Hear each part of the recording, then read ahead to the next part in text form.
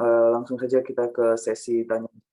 Ada beberapa yang sudah masuk dan pertanyaan yang eee, raise hand ya. Ini tadi ada Pak Aksa dari Tokyo ya, yang sudah, untuk, raise hand. Silakan Pak Aksa. Baik, Assalamualaikum warahmatullahi wabarakatuh. Bismillah. Salam. Izin bertanya tadi, menarik saya Ustaz menyampaikan salah satu contoh empati, yaitu langsung berinteraksi ya Ustaz ya.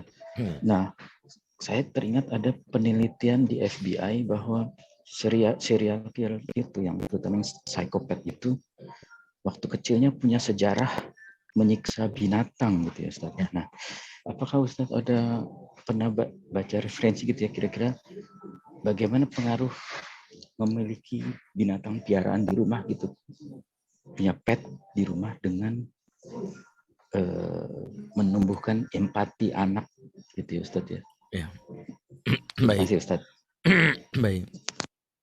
Kalau kita berkaca kepada sirah yang dibahas oleh Syekh Syafi'i Rahman Al-Mubarakfuri, judulnya kitab Rahikul Maktum, ada satu poin penting dan juga ditulis oleh Ustadz Muhammad Syafi'i Antonio dalam kitabnya Muhammad Leadership Way, ya kalau nggak salah, saya lupa. Itu diajarkan bahwa di antara pendidikan yang diajarkan oleh Allah kepada Nabi saya kecil itu adalah dengan menjadi penggembala kambing. Penggembala kambing itu dialami Rasul pada saat umur 6 tahun setelah dikembalikan pada saat fase dia diasuh oleh Halimatus Sa'diyah. Dan ternyata semua nabi itu menggembala kambing. Semua nabi. Dalam hadis dikatakan ma ba'atsallahu nabiyyan illa ra'al ghanam. Hadis riwayat Muslim. Tidaklah seseorang diutus menjadi nabi kecuali pernah jadi penggembala kambing.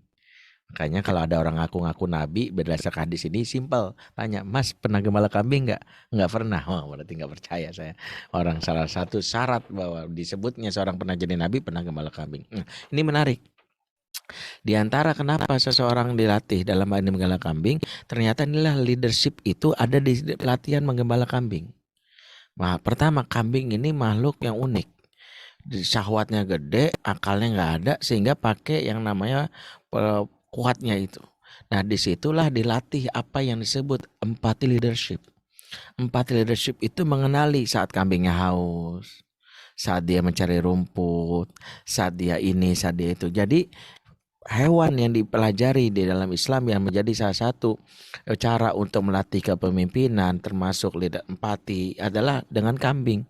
Dengan kambing itu dia peka, bagaimana dia nanti memiliki kekuatan emosi, dia tahu mengontrolnya pada saat dia lagi haus, pada saat melindungi dari serigala, dia mendapatkan apa yang disebut tanggung jawab. Nah, jika tidak ada hewan semisal kambing, para ahli menyebutkan ya misalnya tidak mesti hewan kambing. Kalau misalnya kayak rumah saya itu ada kambing, pasti tetangga ada ngamuk ya, kotorannya, baunya gitu ya. Ustaz mau bikin bisnis kurban kan nggak juga. Kalau itu tidak bisa, maka para ahli menyarankan hewan berkerumun. Hewan berkerumun itu penting ya. Makanya diantaranya bukan semut ya. Semut berkerumun tapi meliharanya gimana ya. Tapi yang berkerumun itu semisal bebek ya. Atau misalnya ayam. Atau kucing mungkin bagian yang kita anggap berkerumun kalau misalnya dalam jumlah besar. Sebenarnya ada latihan situ. Nah, hubungannya tadi dengan orang anak yang sampai ya memang salah satu beberapa riset menyebutkan ya seperti Beth Thomas misalnya. Beth Thomas itu kan yang dikenal mengalami ya luka pengasuhan yang berat ya sampai dia bukan hanya membunuh pet peliharaannya dia tapi juga dia membunuh Beth Thomas itu bahkan adiknya kalau nggak salah. Adiknya sampai dicincang hampir dianiaya. Saya lupa apakah mati adiknya atau mengalami kezaliman. Tapi kalau Beth Thomas ini salah satunya dia memang mengalami penolakan, denial. Dia sebut neglected children. Dia dari awal itu ibunya kan seorang pelacur yang sampai dia melihat ibunya beradegan mesum dengan lelaki yang kasar dalam adegan sadokis masokis, dan itu ada filmnya kalau nggak salah yang menampilkan betapa kekerasan dia alami sampai ibunya mengatakan enyalah engkau boneka sial, anak dengan boneka, matilah engkau. Jadi dari kecil itu si anak tidak mendapatkan apa yang menjadi salah satu kebutuhan anak di masa kecil, rasa nyaman. Ketika anak dicabut rasa nyamannya, dia dibentak, dikasari, bahkan ditolak dia, penolakan itu juga salah satu menyakitkan, maka dia tidak punya perasaan yang membuat dia peka pada orang lain. Daniel Goleman misalnya dalam dalam bukunya yang membahas tentang kecerdasan emosional, tahapan pertama orang itu memiliki empati atau sebut kecerdasan emosional sebagai puncak tertinggi adalah mengenal perasaannya. Makanya di antara ciri anak-anak yang berpulang psikopat itu adalah anak-anak yang saat dia sedih katakan nggak boleh nangis. Makanya jangan zolim sama anak laki-laki kita. Anak laki-laki kita itu ya salah satunya jangan larang nangis karena nangis itu melatih empati. Bedakan nangis dengan cengeng. Ntar lu cengeng Ustadz. No, cengeng itu sifat pengecut, flight. Kalau nangis empati itu dan dipraktekkan oleh Nabi. Tinggal kita arahkan bagaimana nangisnya. Kita lupa. Makanya dalam pendidikan laki-laki kita harus pahami tentang hal ini. Ya, bagi yang ingin memahami lebih detail, saya punya kelas online yang bisa pelajari dari Jepang pun diakses di www.fatherman.id ya. Mendidik ya www.fatherman, silakan akses tuh ada kelas mendidik anak laki-laki, pelajari dari umur 0 sampai 7 sampai 15 tahun ke atas, yaitu kurang lebih mungkin kalau mau khusus kalau memiji pendaftaran berapa slot itu nanti bisa ditanya ke admin ya, itu bisa dimungkinkan supaya nanti saat sesi live-nya question and answer bisa bersama-sama gitu. Itu ada 8 video bisa dipelajari dan itu bisa kita pahami tentang roadmap termasuk teknis pendidikan laki-laki, termasuk nanti ada mendidik anak perempuan juga. Tapi di antara yang kita latih kepada anak laki-laki, pandangan bahwa anak laki-laki nggak boleh nangis itu juga pandangan yang salah. Di antara itu mematikan sisi empatinya dia. Karena tadi kan disebut di indikator orangnya psikopat nggak bisa nangis. Nggak bisa nangis karena dia nggak kenal perasaannya. Makanya di antara yang kita ini nggak apa-apa anak menangis. Dia sakit ya, dia kecewa ya, dia nggak apa-apa. Orang yang psikopat itu dia nggak tahu rasa kecewa, dia nggak tahu marah. Makanya waktu saya nonton film Joker ya gini-gini, saya mungkin orang Ustadz Sufi ya suka film. Ya ada aja yang tonton. Nah, di atas saya film-film yang ada nilai yang edukasinya lah ya. Saya kalau film tuh yang bukannya kayak misalnya kalau saya nonton film The Ron Clark Story itu ada kisah seorang guru, atau misalnya saya nonton misalnya Children of Heaven itu udah lama jadul banget. Termasuk kalau film India saya nonton Dangal itu hubungan ayah dan anak perempuannya, atau yang lagi terbaru itu namanya kemarin apa drama project apa Adam Project ya. Itu juga menarik ya untuk dibahas. Film-film itu sangat edukatif, berbagai kisah saya inspirasi. Nah, di antara yang saya pelajari adalah ketika misalnya seseorang misalnya tidak mendapatkan yang namanya emosi dari kecilnya, tidak mendapatkan yang namanya belayan kasih sayang ya. Banyak sekali anak-anak yang nanti mengalami yang namanya rasa sakit itu tidak peka terhadap orang lain ya, tidak empati pada orang lain. Makanya diantaranya adalah jangan biarkan anak kita itu dengan kata-kata nggak boleh nangis ya. Nangis itu diantaranya seperti itu. Nah Joker itu kan kalau tadi kita lihat, kalau pernah nonton filmnya itu nggak bisa nangis, malah emosinya kebalik. Orang nangis malah ketawa, itu malah salah satu kesakitan jiwa. Wallahualam shawab. Terima kasih Ustaz. Semoga juga jelas ya untuk Pak Aksaya seperti itu. Kemudian ini saya coba ini ya dari kolom komentar terlebih dahulu ya. Saya pilih beberapa yang masuk dari kolom komentar, kolom chat. Ini ada pertanyaan yang mungkin ini berhubungan dengan di Jepang ya. Assalamualaikum Ustaz. Saya menyampaikan beberapa pertanyaan titipan. Bagaimana mendidik anak dari hasil pernikahan yang beda agama seperti yang saat ini sedang ramai di Indonesia? Apa yang bisa dilakukan Ustadz? Yang kedua, di Jepang, pernikahan mixed married Indonesia-Jepang terkadang masih ada budaya pasangan Jepang kita yang sulit untuk dirubah saat sebelum menjadi mu'alaf atau saat masih jahiliyah karena budaya atau lingkungan, dan berpengaruh terhadap sulitnya mendidik anak di Jepang secara islami. Bagaimana solusinya Ustaz? Yang ini berhubungan ya. Iya. Kasus kalau pernikahan beda agama nggak usah bahas pengasuhan, dari sisi hukum nggak ada pernikahan. Itu kalau kita nggak pakai fatwa MUI ya, tidak ada pernikahan. Makanya kalau berarti nggak ada pernikahan, berarti dalam hal ini dia berzina, dan makanya susah kalau kita bilang bagaimana mendidik anak dari berzina. Berarti dalam hal ini sejak awal sudah bermasalah pastinya, karena orang tuanya sendiri melakukan apa yang diharapkan oleh Allah. Jadi kalau saya termasuk orang nggak mau menjelaskan panjang lebar, termasuk bagaimana kalau pernikahan ini sejatinya itu udah rusak. Solusi pertama, udah lepas dari dia, bertobat, selesai. Saya perlu cerai, nggak usah cerai. Orang pernikahan yang nggak sah, pernikahan itu cerai kalau sah. Kalau nggak cerai, kita menghindar darinya lebih baik, karena kita selama ini kan berzina. berzina. Nah kalau itu nggak usah kita tanya, wow nanti berdebat tentang ayatnya, itu belakangan. Gitu. Kita nggak masuk wilayah ini. Tapi minimal saya berpegang sama fatwa MUI, tidak ada pernikahan yang dilakukan dengan beda agama.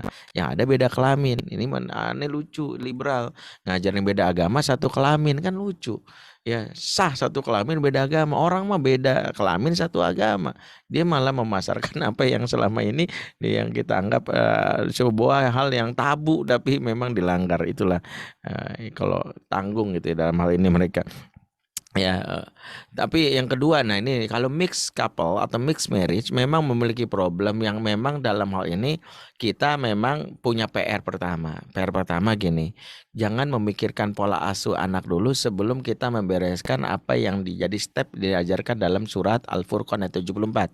Allah ngajarkan stepnya, setelah kita ku anfusakum, diri kita perbaiki, maka Allah katakan Rabbana ngajarkan doa, Rabbana hablana min azwajina wa zurriyatina qurrata ayun. Ya Rob, karena kalah dari pasangan kami dan keturunan kami yang qurrata ayun. Dalam ayat ini sebelum kita minta anak kita menjadi qurrata ayun, maka kita meminta pasangan kita dulu. Dalam hal ini kenapa kita berupaya memang salah satu tantangan pengasuhan mix couple atau pernikahan atau keluarga mix marriage atau mix couple ini adalah ketika kita berasal dari latar belakang budaya berbeda, tapi latar belakang budaya tidak jadi penghalang selama visinya sama. Jadi masalah adalah bukan masalah Indonesia Jepang, bukan masalah Jawa dan Sunda, bukan masalah Batak dan Minang. Masalah adalah sama-sama nggak visinya. Kalau visinya beda itu jadi masalah. Kenapa? Pasti ada hal yang akan kontradiktif. Ya, yang berbeda itu adalah visi misinya. Tapi kalau visi misi sama nggak masalah. Nah, masalahnya adalah saya membuat seorang menjadi mu'alaf. Nah, salah satu bukan kesalahan sih, tapi memang kebiasaan buruk kita, dan ini disindir oleh Allah di dalam surat Al-Hujurat ayat 14 ya kalau nggak salah. Dan ini sejatinya adalah pelajaran. Allah berfirman mengenalkan suatu hal yang terjadi di masa Rasulullah. Qalatil a'rabu amanna qul lam tu'minu walakin qulu aslamna walamma yadkhulul imanu fi qulubikum. Telah berkata orang-orang Arab Badui, kami beriman ya Allah. Ya, itu perkataan mereka. Qul, katakan Muhammad, lam tu'minu, kamu belum beriman, tapi katakanlah kamu baru tunduk kepada Islam. Ayat ini sejatinya menyindir orang Arab Badui yang begitu pede menyatakan diri beriman. Tapi ada yang menarik dari sababun nuzul ayat ini. Apa itu? Kata para ulama, ketika ayat ini turun, sebenarnya ayat ini menyindir kebiasaan orang Arab Badui yang ketika masuk Islam, bersyahadat, mereka nggak mau ngaji, nggak mau belajar Islam. Mereka punya kebiasaan yang membuat mereka nggak mau belajar Islam, namanya kebiasaan nomaden. Mereka cari makan itu keliling jalan.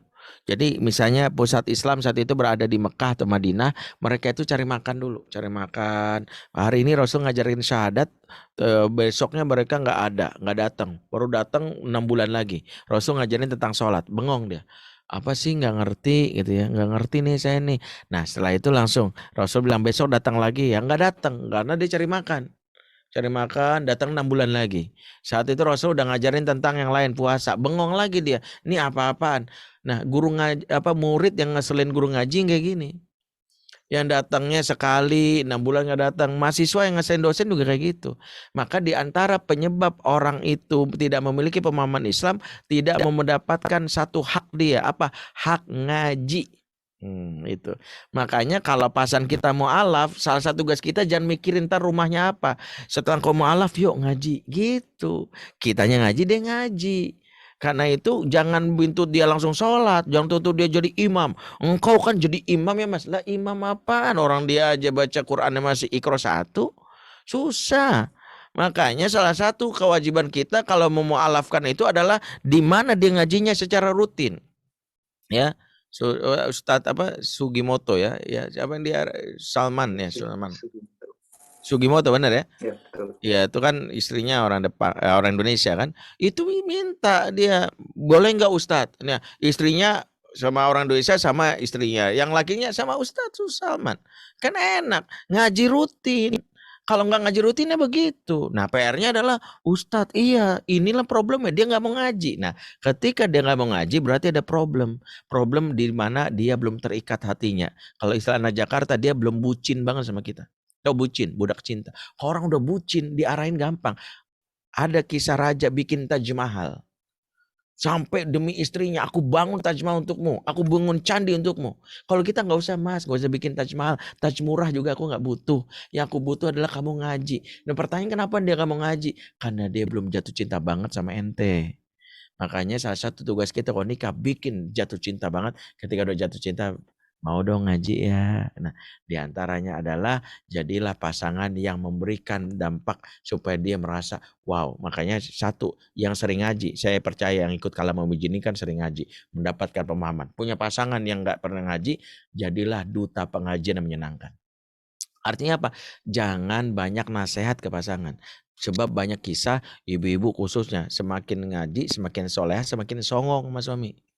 Salah sedikit suami, astagfirullahaladzim, mas.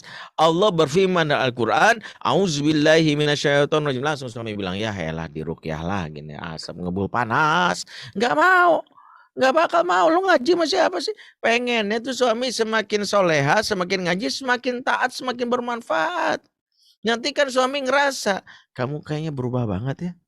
Di situ kita bilang, lebih baik apa lebih buruk mas? Ya lebih baik lah. Kamu melayani di ranjang enak, kamu orangnya baik, kamu melayani aku dengan senyuman. Gitu. Jawablah efek pengajian mas. Ustadku ngajarin. Ya, diantaranya kalau misalnya seorang istri itu berbuat baik sama suami. Kalau seorang suami, jadilah yang terbaik-baiknya sama istri. Gitu.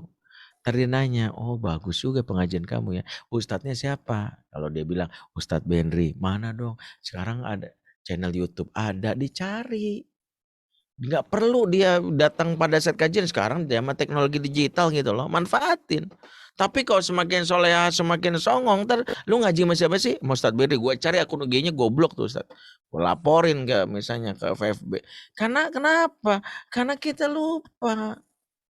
Di antara tugas kita adalah kata para ulama at-ta'lif qabla ta'rif, at-ta'rif qabla taklif. Ikat hatinya sebelum engkau kasih nasihat sebelum engkau kasih tugas. Ikat hatinya dulu. Orang bule nyebut connection before correction, attachment before achievement. Jalin koneksi sebelum mengkoreksi, bikin dekat sebelum kita mencari hasil. Kira-kira seperti itu. Wallahu a'lam bishawab. Pertanyaan terakhir saya Ustaz, ini apa? Dalam ilmu parenting, peran ayah itu sangat penting dalam pengasuhan. Maaf, kurang jelas Mas Basit. Ya. Parenting, peran ayah itu sangat penting dalam pengasuhan. Ketika Nabi Ibrahim, bagaimana ketika Nabi Ibrahim meninggalkan Nabi Ismail dan istrinya, tetapi Nabi Ismail tetap soleh. Dan hubungan antara ayah dan anak tetap bagus, bahkan Nabi Ismail rela untuk disembelih. Bagaimana cara Bunda Hajar merawat Nabi Ismail sehingga menjadi soleh dan menjadi nabi meskipun jauh dari Nabi Ibrahim? Ya. Di antara peran ayah itu adalah pembuka jejak masa depan. Ibrahim adalah pembuka jejak masa depan yang membuat Ismail itu akan mengikuti jejak ayahnya. Like father like son. Ayah Nabi, anaknya juga pengen jadi Nabi. Mungkin jadi pertanyaan, gimana rahasianya? Penjelasan lebih lengkapnya nanti ada di buku kami ketiga, Ayah Pengembara. Itu promo buku yang ketiga, Father Man, Ayah Pengembara. Ayah jarang pulang itu bukan berarti nggak bisa ngasuh anak. Ayah jarang pulang itu bisa membuka jejak. Di antara kebutuhan anak kan ayahnya ada dua. Satu, persepsi tentang ayah. Yang kedua, stimulan dari sosok ayah. Apa itu persepsi? Apa imajinasi anak di kepala anak tentang ayah itu akan membuat anak mau meniru jejak ayah. Anak kalau merasa ayahnya baik, ayahnya hebat, ayahnya dahsyat, luar biasa, sosok yang heroik, maka dia ingin seperti ayah. Aku pengen kayak ayah.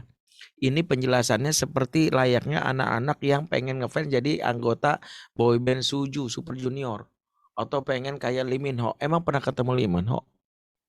Emang pernah ketemu? Saya nggak tahu kalau di Jepang tuh artisnya siapa, saya nggak punya itu ya. Ya siapa yang itu nggak. Pokoknya memang pernah ketemu Lee Min Ho? Nggak pernah.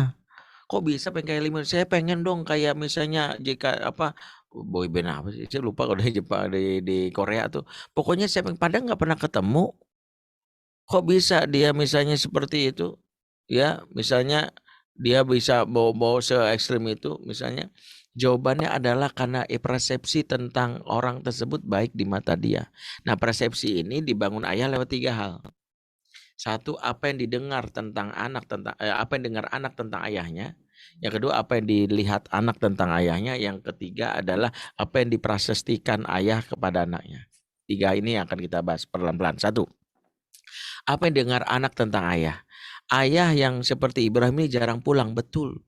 Tapi lisannya Hajar akan mengatakan sesuatu yang membuat anak itu akan kagum sama ayahnya. Di antaranya adalah Hajar nggak pernah curcol. Aja pernah bilang nih, bapak, mama nih korban bapak muda dari dulu disakiti. Orang lain makan daging, mama makan hati tiap hari. Gak bakal anak kagum sama bapak yang kayak gini. Gak bakal bapak jahat, gak bakalan aku minggu papa, gak ada. Di antara yang membuat seorang Ismail kagum sama Ibrahim, lisannya Hajar. Hajar itu ridho terhadap kepergian suaminya. Makanya seorang suami penting ini untuk dipahami. Bukan hanya istri yang butuh ridho suami, suami juga butuh ridho istri. Kenapa? Kalau istri butuh ridho suami itu adalah tanggung jawab syar'i. Tapi ke suami butuh ridho istri tanggung jawab pengasuhan. Karena istri nggak ridho sama suaminya. Karena suami pergi mulu. Suami misalnya main sepeda mulu. Nggak pernah maka dia akan curcol sama anak. Dan itu merusak persepsi anak tentang ayahnya. Jangan kayak bapakmu ya. Dari dulu tuh. Nggak pernah peduli sama keluarga. Ibrahim nggak. Di antara bukti bahwa Ibrahim itu adalah Ibrahim pergi istrinya ridho. Makanya ketika awal-awal seorang Hajar mengatakan, apakah betul kau tinggalkan kami di sini? Kan ditinggalkan tempat yang tandus kan. Ibrahim gak bisa jawab. Dia bingung gimana cara jelasnya. Ini kan perintah Allah. 2 kali ditanya. Sampai akhirnya Ismail bertanyalah Hajar, Allah maroka bihadza, apakah Allah memerintahkan engkau? Iya. Maka dia pergi dan kata, berangkatlah suamiku, aku rela kau tinggalkan, aku ridho. Nah ridhonya ini penting. Di antara fakta sejarah diungkap oleh Ibnu Katsir, ketika suatu hari seorang Ismail bertanya, man abiya umi, ayahku tuh siapa sih Mi? Gitu. Ayahku tuh siapa sih Bu? Gitu. Apa jawabannya Hajar? Inna abaka siddiqon nabiyan wal imamul muwahhidin. Sesungguhnya bapakmu seorang nabi yang jujur dan pemimpin orang-orang bertauhid. Makanya seorang Ismail, wow, bapakku walaupun jarang pulang hebat, dia menambil gitu. Makanya diantara menyebab anak itu walaupun bapaknya jarang pulang itu bisa kagum adalah lisan istri. Makanya seorang suami jaga baik-baik lisan istri. Jangan pernah curcol. Kalau perlu ya bikin dia happy setiap hari ini transfer kayak berapa gitu ya. Supaya nanti dia cerita, bapak kamu tuh kalau ngasih kejutan tuh gak bilang-bilang. Aduh kaget. Masa semalam ngirim logam mulia 15 kilo. Mama sampai kaget. Bapak ada aja. Dari dulu mah baik banget tuh bapak kamu. Dulu ngelamar mama aja dari jalan kaki dari Osaka ke Kyoto gitu ya. Mana misalnya gitu ya. Nggak tahu jalan kaki capek nggak tuh ya. Intinya bapak kamu tuh hebat, perjuang, perkasa. Anak gimana kagum. Makanya hati-hati penyebab rusaknya anak kekaguman anak tuh istri. Makanya baik-baik sama istri. Sebelum jadi sebelum jadi ayah yang baik, jadi suami yang baik gitu ya. Kita pengen kita dikagumi anak, tapi lisan istri nggak menunjukkan itu. Tapi jangan jadikan kajian ini untuk neken-neken istri. Tuh, dengar kata Ustaz Benri. Dengar, jangan jelik-jelikan aku nanti anak itu. Kalau hati istri nggak bahagia, nggak bisa bohong, Pak. Ada suami neken-neken istrinya, akhirnya istrinya ngomong baik sama anaknya, tapi bahasa tubuhnya nggak sinkron. Bapak kamu baik banget gitu. Tapi bahasa tubuhnya nggak sinkron. Ini nggak nyambung ya. Yang kedua, persepsi dibangun lewat apa yang dilihat. Makanya kalau udah ketemu sama anak, jangan anak dicuekin. Ibrahim itu disebutkan riwayat kalau ketemu sama anak, anaknya diajak ngobrol, bahkan diajak bermain sebelum disembelih itu, anaknya diajak main dulu. Ini ada bapak ketemu anak ngeliat ya elah dikacangin gua, kacang gurih dikacangin perih. Nah ini nggak boleh lakukan oleh bapak-bapak.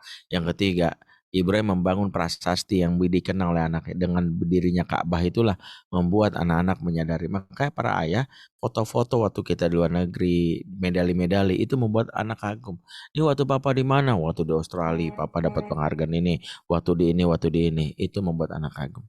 Kurang lebih seperti itu. Mengapa Ibrahim bisa menjadi sosok yang luar biasa. Nah pertanyaannya yang kedua adalah, terus yang melatih ke laki-lakinya siapa? Ibrahim gak ada. Laki-laki yang melatih Ibrahim itu disebut Bani Jurhum. Jadi Bani Jurhum adalah Bani berasal dari Yaman yang akhirnya tinggal bersama dengan Ismail dan istri dan ibunda Hajar.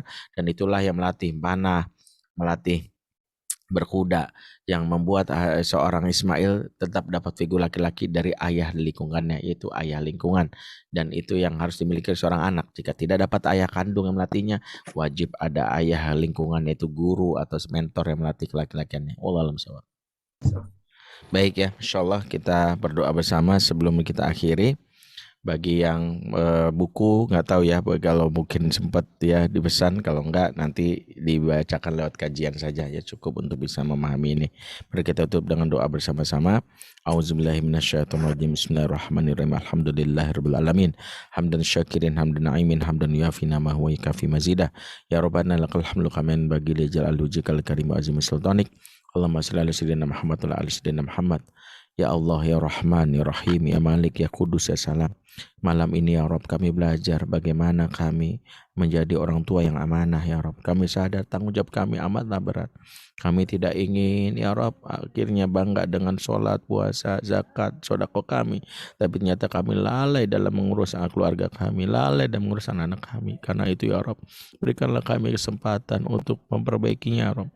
Berikanlah kami kekuatan ya Rabb agar jangan disibukkan dengan urusan dunia. Sementara Ramadan adalah bulan kami mendekat-dekat denganmu ya Rabb. Izinkan kami sekeluarga ya Rabbana masuk surga bersama-sama.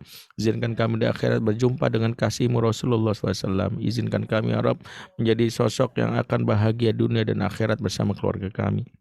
Rabbana atina min ladunka rahmah wa hayyi lana min amrina rasyada. Rabbana hab lana min azwajina wa dzurriyyatina qurrata a'yun waj'alna lil muttaqina imama. Rabbana fil lana wa liwalidina warhamhum kama rabbawna shighara.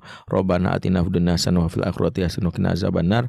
Subhana rabbika rabbil izzati amma yasifun, salamun alal mursalin walhamdulillahi rabbil alamin. Afa minkum subhanakallahumma bihamdik asyhadu an la ilaha illa anta astaghfiruka wa atubu ilaik. Assalamualaikum warahmatullahi wabarakatuh.